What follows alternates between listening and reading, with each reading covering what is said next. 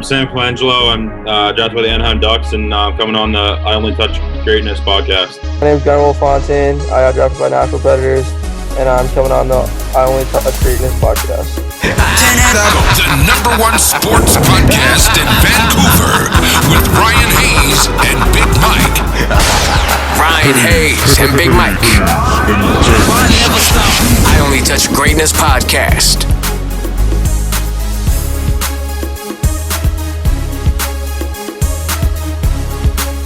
And Colangelo adds another one.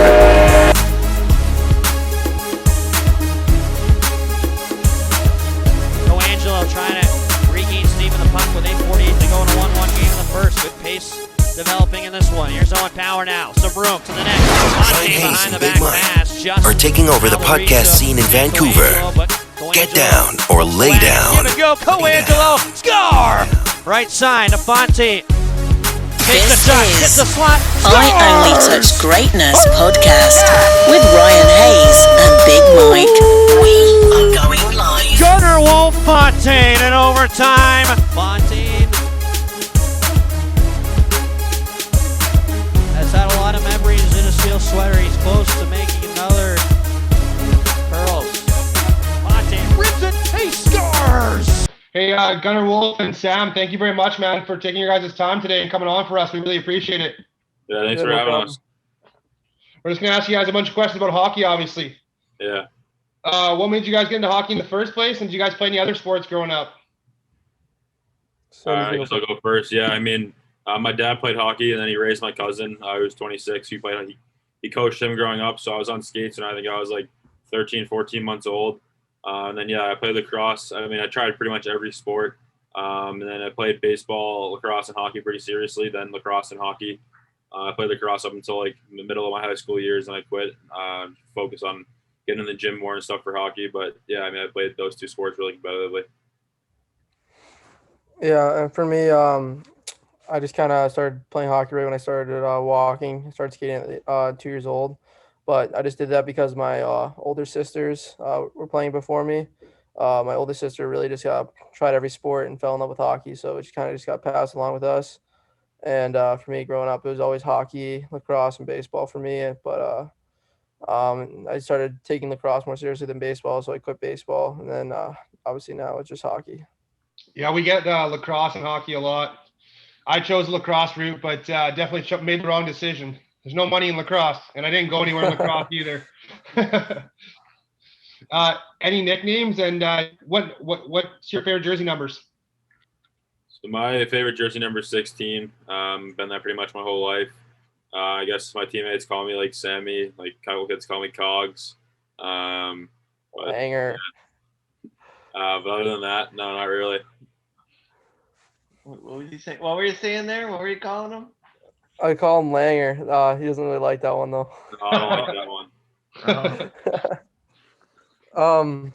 Yeah, for me, I have a couple like favorite numbers, but like growing up, it was probably number 4, but recently playing in Chicago, number 13 probably. And for me, my nickname has just kind of been Wolfe or Wolfie. Okay. Do you have a favorite sports movie for both of you guys? Favorite sports movie is definitely Miracle. Yeah, I gotta say the same. Miracle or maybe Mystery Alaska, one of the two. Oh yeah, good one too, actually. Oh yeah, for sure. Sam, drafted 31st overall to the Chicago Steel. Describe that feeling and take me back to that day. I know it's a couple years ago. Yeah, that's actually like kind of a funny story because I didn't really talk to the Steel too much, and that was when I was at Lawrence Academy. Gunnar was there too. Neil Shea got picked. I was watching the draft on my phone, whatever. And Neil Shea, who's me and Gunnar's line mate at Lawrence that year, got picked 30th. So I was like pretty happy for him, and I was with him. I kind of turned off my phone for a second because like we were just like we were just talking about like how he's gonna go to Chicago. Then I like turned back on my phone and I saw my name like right after his. So that was pretty cool to go back to back with him. And yeah, it was a good feeling. I mean, it's like a junior hockey draft, so it's not that cool, but it was definitely a dream come true to get drafted in the USHL. And Chicago was a great spot, and I loved it there. Absolutely. And Gunnar drafted 171st to Chicago Steel. Describe that feeling. Take me back to that day. It was like my third time through the draft. I didn't think I was gonna go, so I mean, it was a good feeling actually seeing my name, but was just nice actually going out to camp and just like them like talking to me and knowing that like I could have went higher and that they actually saw me playing there this year and playing a big role, which I ended up doing, and they had a lot of faith in me, so I liked it a lot. Awesome. What was the biggest adjustments for you guys moving up to the USHL? You go first. For me, because I'm a smaller guy, I kind of just probably the pace and then just like the size of everyone. Everyone's a little bit older, stronger. I struggled for the first 20 games. I couldn't score a goal for 20 games. So like I probably just like the pace and then just like everything's like a little quicker. You got to make plays faster. You just got to be thinking one step ahead. Yeah, I think to build on what he said, I think the speed's definitely the biggest adjustment. And then I don't know, playing against older guys like in prep school, we're playing against maybe some 19-year-olds, but in juniors there's some 20, 21-year-olds, and obviously it's a lot faster and they're a little bit stronger. But I think that being in Chicago, they helped us out a lot and gave us some tips and stuff to kind of beat the adjustment. But obviously there's still a bit of an adjustment. Do you guys have a favorite sports hero?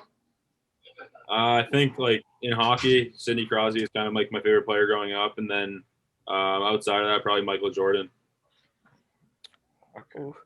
For like the reason behind why I like number 4 growing up, I kind of like idolized Bobby Orr because I started off as a D-man when I first started playing hockey. So I'd probably say him. And outside of hockey, I might go just Kobe Bryant. Yeah, that Mamba mentality. Yeah, exactly. Take me back to your guys' first goal in the USHL, and do you guys still have the puck? Yeah, I still have the puck. It's in my room back home, but it was on a penalty kill. I remember that. It was like my first time being on the penalty kill all year. He just threw me out because we were short guys, and I ended up scoring, and it was just a really good feeling because obviously it took me a while to score, so it was good. Awesome. Yeah, I mean, mine was in Green Bay. I had the puck at my house. And I gave Gunnar a pass. He kind of like fumbled the puck and somehow he tried to shoot and it came back to me somehow. And then I kind of buried it into an open net. But yeah, I think it was like my 6th or 7th game. It was my affiliate year. I was out there for my spring break, and obviously it was a pretty good feeling. Right on. Gunnar, what a great season you had last year, putting up 57 points in 45 games. Improving hugely on the season before that, obviously. You have to like how the season went for you. What do you credit to having such a good year? I mean, obviously having so many good players, we arguably had 3 first lines. So like no matter where you were in the line chart, you always had players with you that you could score and put a lot of pucks in the net. So I think that was probably just the biggest thing. And obviously our coaches just know so much and our skill development throughout the year. And obviously I think just having it be my 2nd year, just more developed and felt more comfortable in the league. And Sam, you had 58 points in 44 games. What do you credit to having such a successful season? I mean, honestly, Gunnar is probably like the person I maybe credit the most. I played with him for probably like I'd say like 35 out of 45 games or 44 games. So I mean, obviously he's my line mate, and we played together pretty much for the last like 3 years now. So we kind of know how each other play, and he's one of my best friends off the ice. But I mean, yeah, like you said, there are so many great players in Chicago, from Brisson to Farrell, Gunnar. I mean, there's so many to name. And yeah, I think just playing with great players. And then, like you said, our staff was, I think, second to none in junior hockey. Gunnar, I got to say, you're one of the only guys out there I know that has a video of overtime winners. Pretty clutch, I got to say. One I saw was against the Lumberjacks. What a beauty. Yeah, it was our trainer, not our trainer, I mean our announcer, funny guy. He likes to howl after those goals. Good time. Sam, I saw one. I'm sure you have a million goals and videos, but one against Waterloo. I don't know if you remember it or not, but that was a sick goal. Yeah, thank you. I mean, just a nice play and kind of took the puck in the net and buried it. But yeah, I think that that was a good goal. But I mean, my line mates got me the puck, and I mean, we're a good team. So. Okay, I got this one for both you guys. What challenges did you come across in getting to where you are today? I mean, I think for me, I was just kind of a late bloomer with like puberty and stuff. It started to get stronger and like faster before me, and it was kind of hard mentally to like stay positive when, I mean, maybe I was a little bit slower than the other guys, but I think just my parents helped me get through that and just stay positive. That was probably one thing, and yeah, that's probably mine. Yeah, I'd probably say the same thing. it took me a while to go through puberty. Obviously, me being a smaller guy, I didn't start really growing and like growing into my body until my sophomore year of high school at Lawrence. I started to develop more, like become thicker, and just kind of figuring out that style of play the way I needed to play. So probably that'd be the biggest thing. You guys both must be pumped to heading to Northeastern, obviously. We're big Northeastern fans because of Adam Gaudette, obviously, and Aidan McDonough, and our ex Tyler Madden. So yeah, you guys are going to a good squad. Yeah, our coaching staff's unreal. We have so many good players. It's another situation that we have here. We have 3 first lines, arguably. We have so much talent, especially with freshmen coming in. Yeah, I mean, I'm super excited to be here. I've been committed here for a couple of years, and I mean, Gunnar's right down the hall, and we have a great freshman class, and the team's done a really good job bringing us in. And yeah, like you said, McDonough, he's a Canucks guy, and he's an older guy on the team now. He's a sophomore, but yeah, we have a great older group. I'm excited to be here. Who do you guys mirror your game after or try and play like? I think for me, there's a couple guys, maybe like Kasperi Kapanen's one of them, Mark Scheifele. I like Bobby Ryan a little bit. There's a lot of guys I like to just watch and like take bits and pieces of their game. Yeah, and for me, it's probably Jonathan Marchessault, Brad Marchand, Mike Hoffman, probably those 3. Okay. Good choices, boys. Any pregame meals or rituals? Yeah, I mean, I always like tape my stick before games, and I usually listen to kind of the same songs and walk into the rink. And then pregame meal, kind of like last year, my billet parents would order me food from the same place in St. Charles, Illinois. So I'd always have that for home games, and then for the road, it just kind of depended on what they got us. Yeah, for me, it would just probably be like I'd probably eat like 4 hours before, 3 hours before, something like that. But once I got to the rink, I always had like my music in. I'd go to the same spot, take my stick, and then just go warm up with the team, and then go sit in that same spot. Sam was like 7 seats down. We'd just always sit there for like 20 minutes before the game, kind of just dial in a little bit, and then just go get dressed. Do you guys have a favorite road barn? In the USHL, I mean, I didn't get to play in Sioux Falls, but obviously that's pretty nice barn. And then I don't know, I think Des Moines isn't like the nicest high quality rink, but their fans were pretty loud, and that's where I fought. So I mean, that was kind of a fun experience. And yeah, I liked playing there. Yeah, I'd probably say my favorite road barn was probably Sioux Falls. We played in the Clark Cup my first year, and there was 8,000 fans. That's just unreal. Wow. Yeah, so that was awesome. And yeah, but like last year, probably had the most fun playing in Des Moines because their fans are so rowdy, and it was a really, really good game. It was like 5-3 or something like that. Okay. You guys have both worn the Stars and Stripe. What's it like throwing that jersey on, representing your country? Yeah, I mean, there's really no better feeling in hockey, in my opinion. Representing your country is a huge honor. I've done it twice now, and then I just got back from the World Junior Camp, and even just in practice, getting to wear that jersey in practice, and in a couple scrimmages there was unbelievable. And I mean, there's really no better feeling in hockey. Yeah, I never thought I was going to get a chance, and last year when I got the call and I found out that I made that team, it's probably the best feeling ever.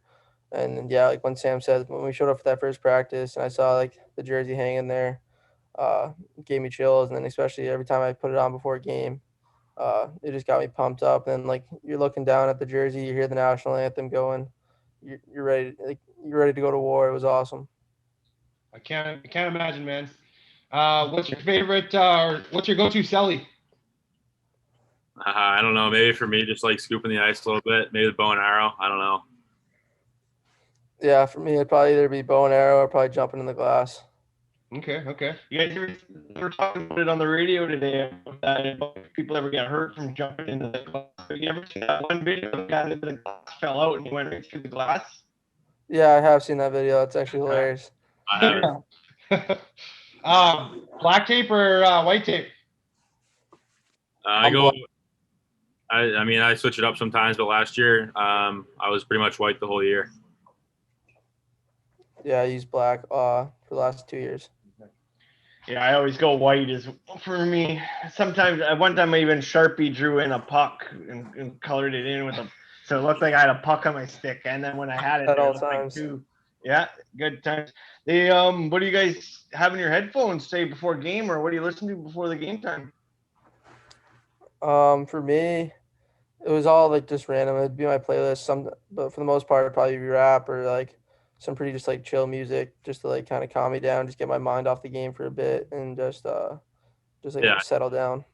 yeah. For me, it's definitely like more of my playlist is rap, but also some like EDM too. But I kind of click shuffle, and then there's a couple songs I like to go to right before I get on the ice. Who was the Chicago Steel's DJ? I think like the best one we had was definitely Liam Devlin. He kind of took it over the second half of the year, and he's got a good ox. Yeah. Sam, congrats on being drafted to the Anaheim Ducks in the second round. Take me back to that day, and did you know that they had interest, or did you speak to them much before? Yeah, I talked to Anaheim multiple times throughout the year, and then throughout the summer as well. And then I actually did a Zoom meeting with them the day before the draft, and I knew they had some interest for me at 27, and ended up being 36. But I mean, yeah, like going back to that day, I mean, I still don't really think it's sunk in yet fully. I got on a plane the next morning to go to Michigan, so I didn't really have too much time to think about it. But it was an extremely cool day for my friends and family. My parents have worked so hard for me to be here, and Gunnar was at my house, and I had a couple other buddies there, and some family members and my parents' friends. And I mean, hearing my name called, once they said the Chicago Steel, I kind of have a good feeling it was me, and I wanted to wait because obviously there's a couple more wait to stand up because there's a couple more kids on my team who could have been. But I mean, yeah, it was one of the best. I mean, it was the best feeling I've ever had in hockey, and I can't really put it into words still. Must be extra special going to the Ducks, where your childhood friend Trevor Zegras is as well. Yeah, that was a pretty cool feeling. I kept in touch with him throughout the draft process. Like, let him know how my conversations with Anaheim went, and they had asked him about me a couple times. So I kind of felt confident with the Ducks, and yeah, I mean, having the chance to hopefully play with him again someday is a dream come true. And I mean, kind of him calling me once I got picked was a pretty cool feeling. We were kind of both going nuts. But I mean, also Henry Thrun's another Anaheim Ducks pick. He's at Harvard. He's in Dubuque right now for the fall, and I played with him growing up too. So having some familiarity in the organization is definitely a cool feeling. Yeah, I met Trevor at the NHL draft up here in Vancouver. Yeah, he's a funny kid. He's one of a kind. Yeah, he was good. Very nice guy. He's a nice kid. Hey, Gunnar, congrats on going to Nashville in the 7th round. Take me back to that day. And did you speak to them before and know they had interest? Not really. I talked to him once for I think like 10 minutes or so, but I guess once they called me after then my assistant coach, Coach Keefe, called me. He said he talked to him a good amount, but I didn't really. That's probably one of I didn't really think they were ever going to draft me, but I was at Sam's house. Yeah, I was just in his basement, kind of sitting there. I was a little stressed out. Sam could attest to that, and I was just freaking out. And once I finally saw my name pop up, it was an unreal feeling. I mean, family and friends, like teammates, coaches, did so much, and it was nice just to see my name. Oh yeah, I'm sure.